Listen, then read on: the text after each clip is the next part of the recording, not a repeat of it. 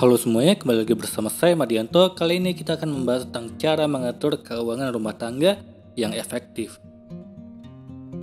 Cara mengatur keuangan rumah tangga tidak boleh dilakukan asal-asalan.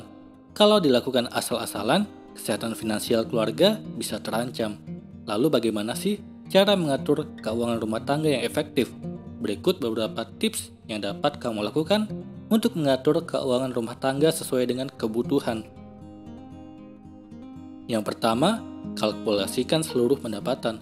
Langkah paling dasar yang harus dilakukan dalam mengatur keuangan rumah tangga adalah menjumlahkan seluruh pendapatan yang didapat semua anggota keluarga, termasuk gaji bulanan, penghasilan tambahan, upah lembur, hingga imbal hasil investasi.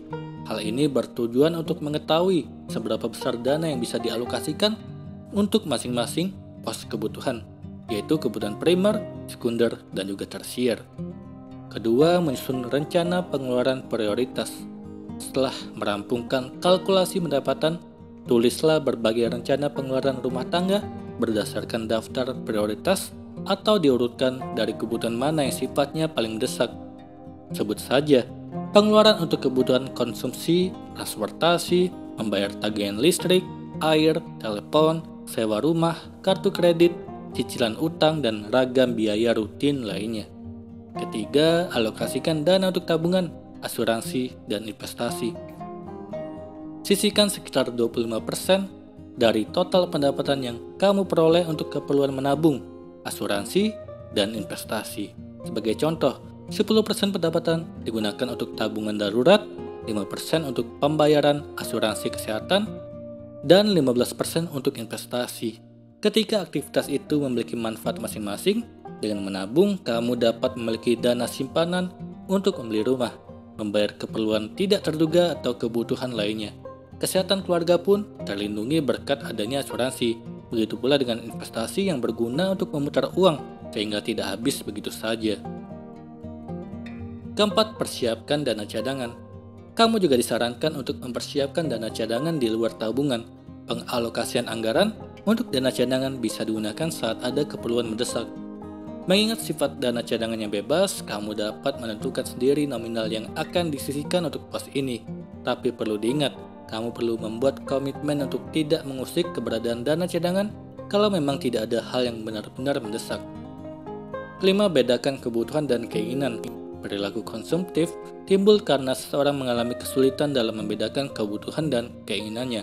Sebagian besar masyarakat di Indonesia, bahkan dunia, kerap menghabiskan sebagian besar uangnya untuk membeli barang yang sebenarnya tidak diperlukan atau perannya tidak mendesak. Inilah yang kemudian membuat simpanan rumah tangga yang terkikis hingga habis. Kamu tetap diperbolehkan melakukan transaksi pembelian atas barang di luar kategori primer dan sekunder. Dengan catatan, kebutuhan dasar rumah tangga sudah terpenuhi dengan baik. Keenam, menjaga rasio utang. Supaya keuangan rumah tangga tetap stabil, cobalah untuk menjaga rasio utang kamu. Usahakan rasio utang keluarga tidak melebihi 30% dari penghasilan utama kamu. Sebab kalau lebih dari itu, pendapatan yang diterima selama 1 bulan akan habis hanya untuk membayar cicilan utang, atau kamu malah jadi terpaksa memangkas anggaran dari pos lain agar selamat dari tumpukan utang. Oleh karena itu, kamu perlu menjaga rasio utang tetap berada di bawah 30%. Dengan menerapkan cara mengatur keuangan rumah tangga tadi, dompet kamu dijamin tetap aman dari ragam pengeluaran yang tak perlu. Kini tak ada lagi istilah bokeh di tanggal tua, sebab seluruh kebutuhan dasar dan sekunder sudah terpenuhi dengan baik, sehingga hidup akan terasa lebih tenang tanpa bayang-bayang utang yang perlu dilunasi. Itulah tadi cara mengatur keuangan rumah tangga yang efektif. Semoga ini bermanfaat. Sekian dan terima kasih.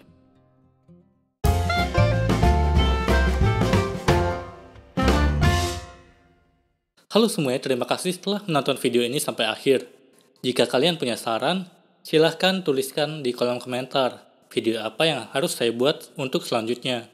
Dan jika kalian suka dengan video seperti ini, silahkan klik like. Semoga video saya bisa bermanfaat. Sekian dan terima kasih.